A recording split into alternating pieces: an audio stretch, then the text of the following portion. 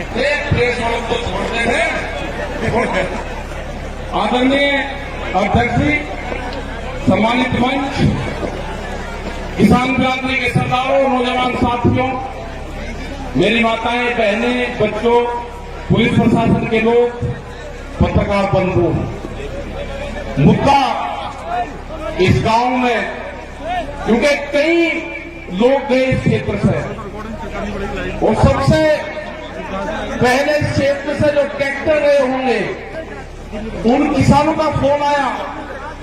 उन्होंने कहा कि कई ट्रैक्टर यहां से है और हम आना चाहते हैं, यहां से पुलिस रास्ते में नहीं आने देती।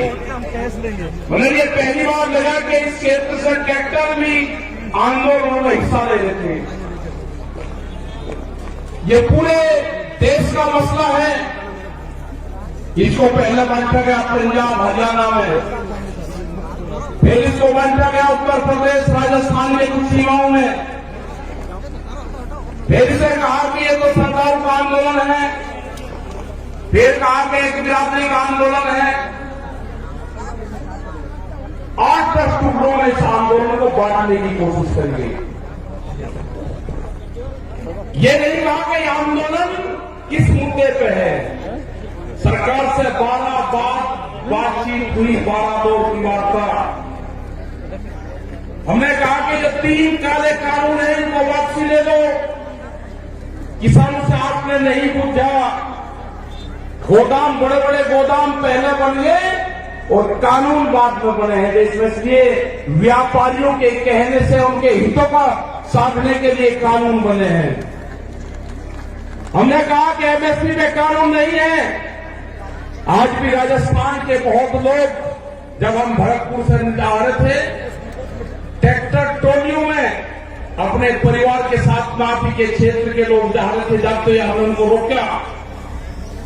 उन्होंने कहा कि बाजरा है हमारे पास में, गेहूं है, हम इसको मंडी में बेचने जा रहे हैं। उनसे पूछा कि बाजरे का एमएसपी का रेट क्या है जो भारत सरकार ने तय करा। उन्होंने कहा कि हमको नहीं पता क्या रेट है। मतलब आज भी देश में ये हालात है कि किसान को सरकारी रेट का नहीं पता। मंडी में उसकी बोली लगती है। जो किसान अपने घर से अनाज लेकर चला गया, व्यापारी उसकी बोली लगाएगा, उसको उसकी कीमत का नहीं पता कि क्या मिलेगा। बाजरे का 2100 रुपए का भाव है। हमने कहा कि आपको कहना का जो सरकारी रेट है उसके कम पे मैं खरीद नहीं करूंगा, आप वहीं पे बैठ जाना। वो 1100 से 1200 रुपए में बाजरे को बेचता है किसान, 1400 और 1500 रुपए में गेहूं को बेचता है। जब उसकी फसल 1 महीने बाद में उसकी फसल आ जाएगी, उसके घर में अनाज रखा है, उसको बेचने गया है। लड़ाई यही है। लड़ाई किसी जाति की नहीं है। लड़ाई है कि एमएसपी पे कानून बने। मिनिमम सपोर्ट प्राइस जो है 1975 रुपए से कम पे गेहूं का भाव नामित हो। वो चाहे सरकार खरीदे या कोई व्यापारी खरीदे, उसके कम पे खरीदना हो। 2100 रुपए के आसपास का बाजरे का रेट है। बाजरा उसके कम पे खरीदना हो। मक्का 1700-1800 रुपए का रेट है, उससे कम पे खरीदना हो। धान में 1800 रुपए से कम पे खरीदना हो। ये है कानून। इसके लिए लड़ाई वहां पर चल रही है। 100 दिन के आसपास लोग आ रहे हैं। सरकार तैयार नहीं है। सरकार ने कहा कि किसान की जब फसल की कटाई होगी, किसान अपने खेत में आ जाएगा, आंदोलन अपने आप खत्म हो जाएगा।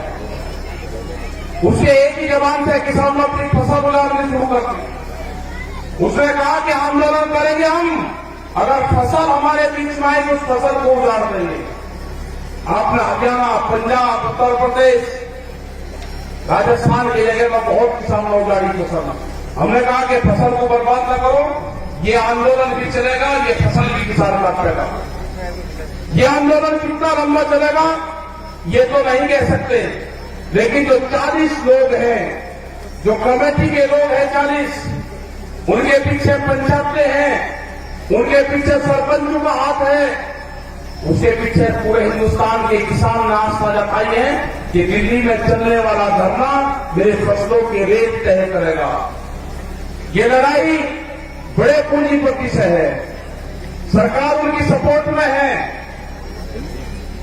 ये लड़ाई वही है जो जमींदारों के खिलाफ होती थी। ये लड़ाई वही है जो राजाओं के खिलाफ होती थी। वो लड़ाई भी अनाज की लड़ाई थी, ये लड़ाई भी अनाज के रेट की लड़ाई है।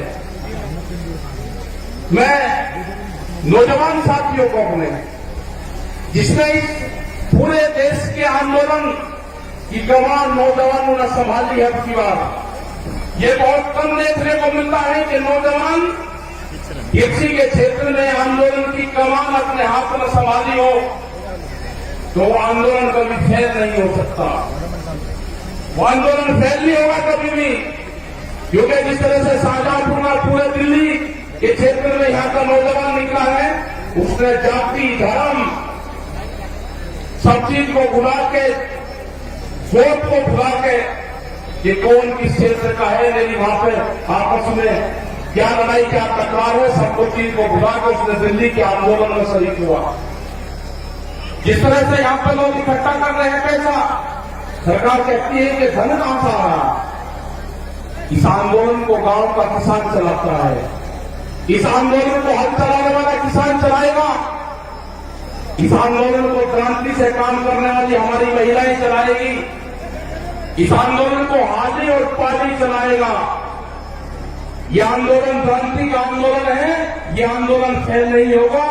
एग्रीकल्चर जो कृषि में काम आने औजार वाले जो है, इस आंदोलन को वही लोग चलाएंगे जो अपने खेतों में हाथ से काम करते हैं। कोई नहीं गया घर वहां से। यहां पर बैठे राजाराम जी मीर जी है, यहां पे युद्धवीर सिंह जोगिंदर जी, अमनाराम जी, जो आपके शाहजहांपुर बॉर्डर को प्रमुख से देखते हैं। आप 200-200 किलोमीटर से यहां से जाते हो आप, और दिल्ली को ऑफ नहीं अभी। कई लाख आदमी दिल्ली के चारों तरफ को है, और दिल्ली फिर कान खोल कर सुन ले, ये ट्रैक्टर भी वही है, ये किसान भी वही है। आप ज्यादा तानाशाही दिखाओगे, ये किसान अब की बार में ज्यादा तादाद में दिल्ली में जाएगा, ज्यादा तादाद में किसान जाएगा। यहां की फसल कट जाएगी हमारी 1 महीने में। ये कह रहे हैं कि किसान ट्रैक्टर से नहीं आएगा दिल्ली, ये किसान दिल्ली ट्रैक्टर से ही आएगा। जब इसको दिल्ली कोच करेंगे, ये किसान अपना ताम झाम लेकर आएगा। हम क्रांति होगी देश में, खेत में चलने वाला हर औजार वो साथ लेकर आएगा। जब जब भी बड़ी बड़ी लड़ाइयां हुई, उसमें साथ लेकर चला है। वो जानते हैं ये कौन सा क्षेत्र है, ये बेहद क्रांतिकारियों का क्षेत्र राजस्थान। बड़ी बड़ी लड़ाइयां यहां पर लड़ी गई, ये किसान पीछे नहीं हटेगा। जो मेरा नौजवान साथी है वो पीछे नहीं हटेगा। अपने खेत की मिट्टी को जब दिवाली होली अब आएगी, दुल्हनी आएगी, रंग नहीं लगाना आपकी बार। अपने गांव की खेत की मिट्टी अपने शरीर पे लगा देना, उससे अपने शरीर को टच करवा लेना अपने खेत की मिट्टी से। जब आप दिल्ली लड़ने जाओगे अब की बार, अपने खेत की मिट्टी अपने साथ लेके जाना। हो सकता है कि वहां से आपका गांव आपके याद आए। जब मिट्टी आपके साथ में रहेगी तो गांव याद नहीं आएगा आपके। अपने खेत की मिट्टी अपने पूजा स्थान में रखो। अगर ये आंदोलन में किसान फेल हुआ तो 20 साल में आपकी जमीनें नहीं बचेगी, इतना कर्जा किसानों के ऊपर आ जाएगा। सब लुटेरे आगे हैं, इन लुटेरों का मुकाबला होगा जेली और सांगों से, जो खेत में भूख हटाने के काम आते हैं। ये लुटेरे हैं, देश को लूटने आए हैं, इनका मुकाबला होगा, इनसे लड़ना पड़ेगा। पूरा दिल्ली को चारों तरफ से किसानों ने घेर रखा है। लड़ाई कितनी लंबी चलेगी ये तो नहीं कह सकते, लेकिन लड़ाई चलेगी, किसान जीतेगा। किसान हार कर दिल्ली से नहीं आएगा वापसी। सरकार कान खोल कर सुनना, दिल्ली की सरकार न किसान महकाम आएगा, न किसान वापसी आएगा। जब तक एमएसपी में कानून नहीं बनेगा, 3 भी वापसी नहीं होंगे, और भी बहुत से भी लेकर आ रहे हैं। जब तक किसान वापसी नहीं होगा, जो मेरे बुजुर्ग हैं, उनका जिस तरह से साथ मिल रहा है आंदोलन में, उन्हें जिस तरह से नौजवान साथियों कहा कि आप चलो आंदोलनों में, हमारे अध्यक्ष यहां पर बैठते हैं, 90 साल से ज्यादा उम्र इनकी है, कह रहे कि आंदोलन लड़ाई लड़ो, आंदोलन करो, दिल्ली चलो। तो यही सारे नौजवानों का, सारे युवाओं का, सारी महिलाओं का यही कहना है कि दिल्ली से वापसी नहीं आना। ये लड़ाई किसी जाति बिरादरी की नहीं है, ये लड़ाई किसान के अस्तित्व की है। इस लड़ाई को हमको लड़ना पड़ेगा, बहुत मजबूती के साथ लड़ना पड़ेगा।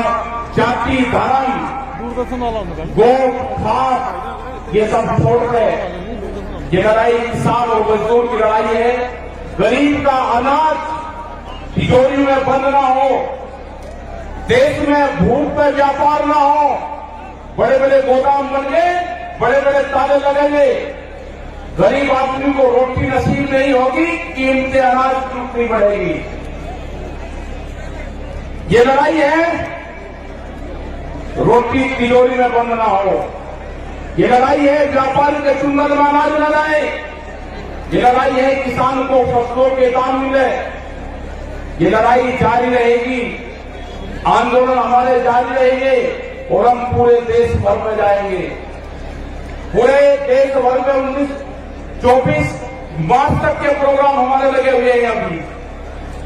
उसके बाद आगे के प्रोग्राम लगेंगे, कह रहे वेस्ट बंगाल में कैलेंडर जाएंगे, आसाम में जाएंगे, वेस्ट बंगाल में जाएंगे, कर्नाटक और तमिलनाडु और महाराष्ट्र में भी जाएंगे। पूरे देश में किसान जाएगा, 40 लोगों की जत्थेबंदी है वो जाएगी। और जब तक भारत सरकार कानूनों को वापसी नहीं लेगी, जब तक एमएसपी पे मिनिमम सपोर्ट प्राइस पे कानून नहीं बनेगा, ये किसान दिल्ली को नहीं छोड़ेंगे। आपने इतनी बड़ी संख्या में यहाँ पे आए, आपका बहुत बहुत धन्यवाद। यहाँ पे जो ये मैदान है, जो कुश्ती मैदान है, भैरव बाबा का मैदान यहाँ पे है, उनको नमन करते हैं। इस पूरे क्षेत्र को, जो पहाड़ी क्षेत्र में यहाँ पर प्रोग्राम लाए के 81 गांव में जो प्रोग्राम किया, आपका धन्यवाद। जय हिंद, जय भारत, जय राजस्थान।